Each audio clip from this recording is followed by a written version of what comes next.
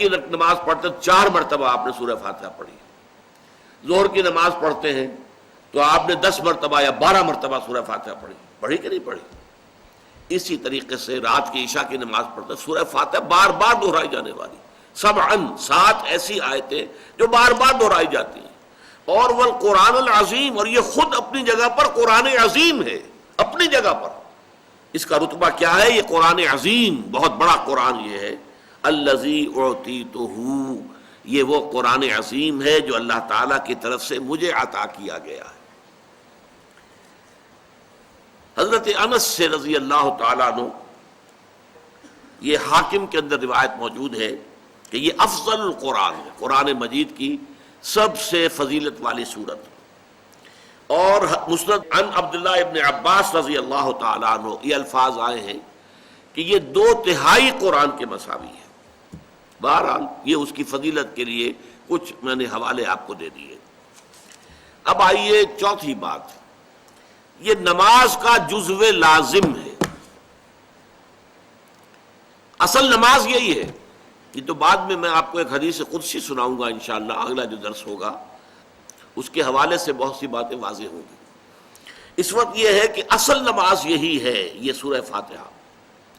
چنانچہ میں آپ کو حدیث سنا رہا ہوں جو صحیح بخاری میں بھی ہے، صحیح مسلم میں بھی ہے، جامع ترمذی میں بھی ہے، سنن ابی داود میں بھی ہے، سنن نسائی میں بھی ہے، اور بہت سی کتابوں میں موجود ہے. اور یہ عن عبادہ بن صامت رضی اللہ تعالی عنہ، حضرت عبادہ بن صامت سے ہے مرفوعا کہ حضور نے فرمایا لا صلاۃ لمن لم یقرأ بفاتحۃ الکتاب، اس شخص کی کوئی نماز نہیں ہے جس نے کہ سورہ فاتحہ کی تلاوت نہیں کی. اب اس سے ہمارے ہاں ایک بڑا اختلاف پیدا ہوا، وہ نوٹ کر لیجیے. ایک رائے یہ ہے آپ اگر علیحدہ نماز پڑھ رہے ہیں تو ظاہر بات ہے کہ آپ کو ہر رکعت میں خود پڑھنی ہی پڑھنی ہے سورہ فاتحہ. جب باجماعت پڑھ رہے ہیں اب کیا شکل ہو؟ امام پڑھ رہا ہے سورہ فاتحہ تو کیا مقتدی کو بھی پڑھنی چاہیے؟ اس حدیث میں جو الفاظ کی شدت ہے اس کی بنا پر رجحان یہ ہوتا ہے کہ یقیناً اس صورت میں ہر شخص کو لا صلاۃ لمن لم یقرأ بفاتحۃ الکتاب، جس نے کہ فاتحہ کی تلاوت نہیں کی، قرات نہیں کی، اس کی کوئی نماز ہی نہیں. تو یہ موقف ہے امام شافعی کا، یہی مسلک ہے ہمارے اہل حدیث بھائیوں کا کہ آپ چاہے اکیلے نماز پڑھ رہے ہو، چاہے امام کے پیچھے پڑھ رہے ہو، اور چاہے امام جو ہے وہ جہری رکعت پڑھا رہا ہے اور چاہے سری رکعت پڑھا رہا ہے. خاموشی والی رکعت سورہ آپ کو معلوم ہے کہ نماز جو ظہر اور عصر کی ہے تو 4 رکعتیں جو ہے وہ سری ہیں. مغرب کے اندر آ کر 2 جہری ہیں 1 سری ہے، عشاء میں آ کر 2 جہری ہیں 2 سری ہیں، سورہ اور نماز فجر کے اندر دونوں جو ہیں وہ جہری ہیں. تو چاہے جہری ہو چاہے سری ہو آپ کو بھی لازماً جو مقتدی ہے اسے بھی سورہ فاتحہ پڑھنی ہوگی. اب اس کے لیے انہوں نے یہ طریقہ جو ہے تلقین کیا ہے کہ امام تیزی سے نہ پڑھے، رک رک کر پڑھے الحمدللہ رب العالمین. اس کے بعد اتنا وقفہ دے دے کہ جو مقتدی ہے وہ بھی کہہ لیں اپنے دل میں یا پڑھ لیں الحمدللہ رب العالمین الرحمن الرحیم.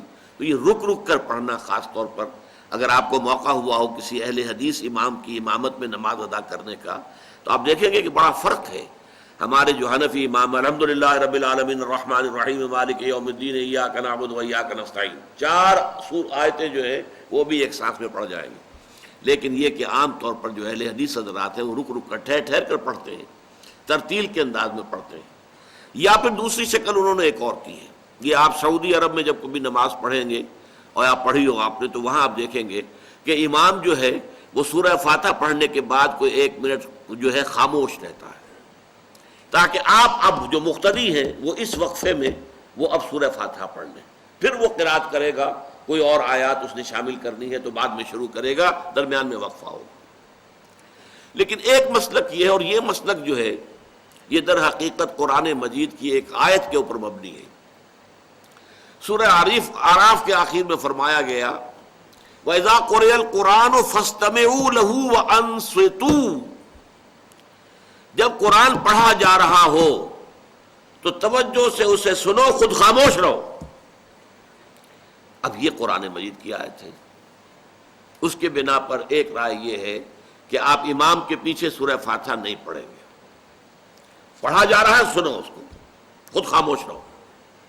اور اس کے لیے وہ دلیل دیتے ہیں کہ یہ شکل ایک وفد کی سی ہے. جیسے کسی بڑی شخصیت کے پاس اگر آپ کا کوئی وفد جاتا ہے، 8-10 افراد ہیں، ان میں اسپوکس مین ایک ہوتا ہے، وہ بات کرتا ہے، باقی سب لوگ موجود رہتے ہیں، سنتے ہیں. اسی طریقے سے امام جو ہے وہ گویا کہ آپ کا نمائندہ ہے، اور وہ پڑھ رہا ہے الحمدللہ رب العالمین الرحمن الرحیم مالک یوم الدین. تو امام کی قرأت ہی آپ کی بھی قرأت ہو گئی. گویا کہ اس آیت سے، اس حدیث سے اختلاف نہیں ہے، اس کی تعبیر سے اختلاف ہے کہ امام کا قرأت کر لینا در حقیقت مقتدیوں کی طرف سے بھی قرأت ہے. اس میں جو حنفی مسلک ہے وہ بہت سخت ہے، اور وہ یہ ہے کہ چاہے سری نماز ہو اور چاہے جہری ہو، ہر کسی بھی حالت میں مقتدی جو ہے وہ سورہ فاتحہ نہیں پڑھے گا.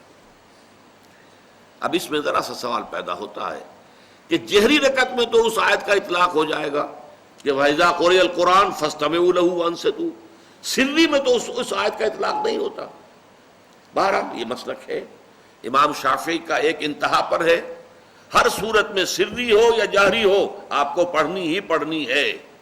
اور امام ابو حنیفہ دوسری انتہا پر ہے کہ چاہے سری ہو چاہے جہری ہو کسی شکل میں نہیں پڑھنا. امام مالک کا مسلک ہے درمیان میں، اور میں اس میں کوئی جھجک محسوس نہیں کرتا کہ میں آپ کے سامنے عرض کر دوں کہ میں اس پر عمل پیرا ہوں. وہ کیا ہے؟ جہری نماز میں خاموش رہو اور سنو. اس آیت کا اطلاق ہو جائے گا جب بلند آواز سے پڑھ رہا ہے امام تو پوری توجہ، فاستمعوا له، اپنی پوری توجہ کو اس کے سننے کے اوپر مرکوز کر دو اور خود خاموش رہو. سری رکعت میں البتہ جبکہ وہ بھی خاموشی سے پڑھ رہا ہے، آپ بھی خاموشی سے پڑھ رہے ہیں. بہرحال ان چیزوں میں میں نے یہ سب کچھ بیان کیا ہے تو اس سے جو میرا مقصود ہے وہ یہ ہے کہ معلوم ہو جائے کہ اس میں کوئی بڑی بنیادی بات نہیں ہے. نہ یہ کہ جو حنفی ہیں وہ اس حدیث کا انکار کرتے ہوں کہ لا صلاۃ لمن لم یقرأ بفاتحۃ الکتاب، کیسے وہ انکار کریں گے؟ اور نہ ہی کوئی جو حنبلی ہے یا اہل حدیث ہے وہ قرآن کی اس آیت کا اختلاف سے جو ہے وہ اختلاف کر سکتا ہے کہ اذا قرئ القرآن فاستمعوا له وانصتوا.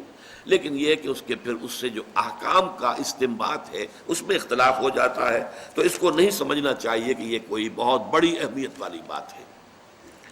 اب آئیے، اصل نماز سورہ فاتحہ ہے.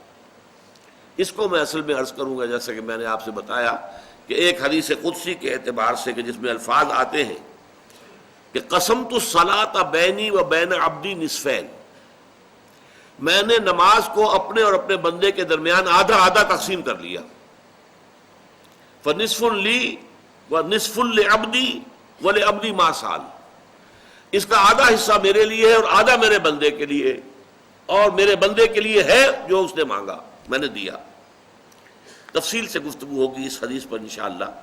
یہ مسلم شریف کی روایت ہے حضرت ابو ہریرہ رضی اللہ تعالی عنہ سے.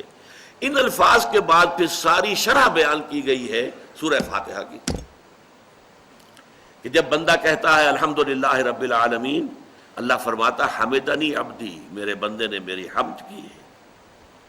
بندہ کہتا ہے الرحمن الرحیم، اللہ فرماتا مجدنی عبدی، میرے بندے نے میری تمجید، میری بزرگی کا بیان کیا. جب بندہ کہتا مالک یوم الدین، اللہ فرماتا اثنا علی عبدی، میرے بندے نے میری ثنا کی ہے. جب بندہ کہتا ہے ایاک نعبد و ایاک نستعین، تو اللہ فرماتا ھذا ما بینی و بین عبدی، یہ میرے اور میرے بندے کے درمیان ہے.